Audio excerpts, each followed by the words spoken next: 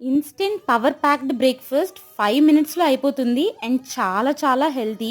అదే రాగి bun dosa. First ఒక బౌల్లో 1 కప్ రాగి పిండి, 1 కప్ బొంబాయి రవ్వ, పావు కప్పు బియ్యం పిండి, అలాగే మీకు తగినంత ఉప్పు వేసుకొని 2 కప్స్ ఆఫ్ వాటర్ పోసుకొని మంచిగా కలుపుకొని 2 మినిట్స్ పక్కన పెట్టుకోవాలి. మనం వేసిన బొంబాయి రవ్వ వాటర్ మొత్తం పీల్చుకొని ఇలా గట్టిగా అవుతుంది.